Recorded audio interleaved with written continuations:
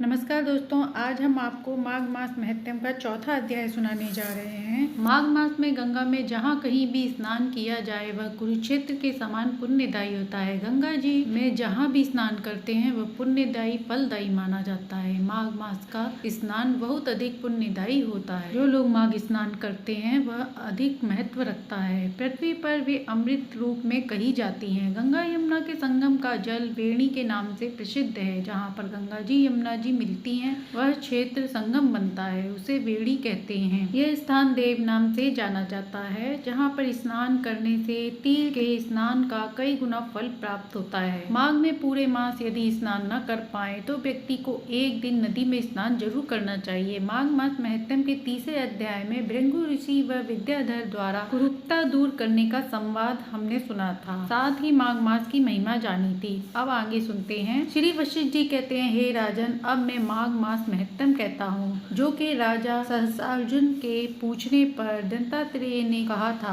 जिस समय साक्षात विष्णु जी के रूप में श्री दत्तात्रेय सत्य पर्वत पर रहते थे, तब महेशमती के राजा सहस्त्रार्जुन ने पूछा, हे योगियों में श्रेष्ठ दत्तात्रेय, मैंने सब धर्म सुने, अब आप कृपया करके मुझे माघ मास महत्म का महत्व सुनाइए। दत्तात्रेय जी ने कहा, हे राजन, जो नारद जी से ब्रह्मा जी ने कहा था वही माघ महत्म में तुम्हें सुनाने जा रहा हूँ। जिसे माघ स्नान नहीं किया उसका जन्म निष्फल हो जाता है। भगवान की प्रसन्नता, पापों के नाश और स्वर्ग की प्राप्ति के लिए माघ स्नान अवश्य करना चाहिए। यदि मानव शरीर माघ स्नान के बिना ही रह जाए तो इसकी रक्षा करने से क्या लाभ। मनुष्य शरीर माघ स्नान के बिना मरण समान है। विष्णु भगवान की पूजा न करने वाला ब्राह्मण बिना दान दक्षिणा के श्राद्ध, ब्राह्मण रहित क्षेत्र, आचार रहित कुल में सब नाश के बराबर है। गर्भ से धर्म का, क्रोध से तप का, गुरुजनों की सेवा न करने से स्त्री तथा ब्रह्मचारी बिना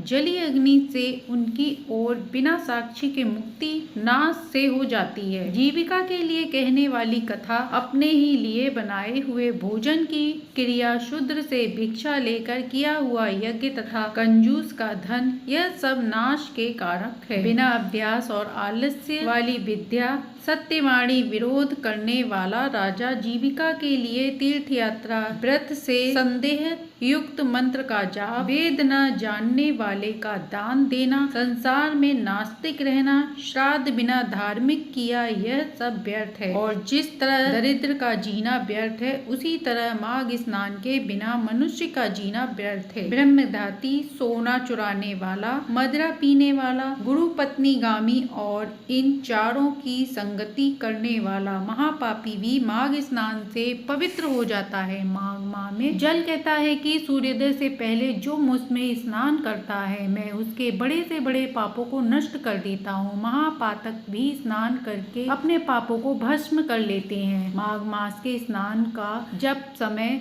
आता है तो सब पाप अपने नाश के भय से कांप जाते हैं। जैसे मेघों से मुक्त होकर चंद्रमा प्रकाश करता है, वैसे ही श्रेष्ठ मनुष्य माघ मास में स्नान करके प्रकाशमान होता है। काया वाचा मनसा सर्व किए हुए छोटे या बड़े, नए या पुराने, सभी पाप स्नान से नष्ट हो जाते हैं। आलस्य में बिना जाने जो पाप किए हों वह भी नाश को प्राप्त होते हैं। जिस तरह जन्म जन्मांतर के अभ्यास से आध्यात्मिक ज्ञान की प्राप्ति होती है, उसी तरह जन्म जन्मांतर अभ्यास से ही माघ स्नान में मनुष्य की रुचि होती है। यह पवित्र करने वाला बड़ा तप और अपवित्रों को, संसार रूपी कीचड़ को धोने की पवित्र वस्तु है। हे राजन, जो मनवांछित फल देने वाला माघ स्नान नहीं करते वह सूर्य चंद्र के समान भोगों को कैसे भोग सकते हैं। तो ये हमने आज सुना माघ मास महत्म का चौथा अध्याय, जिसे सुनने से माघ मास की महिमा का, वर्णन का पता चलता है, पापों का नाश होता है।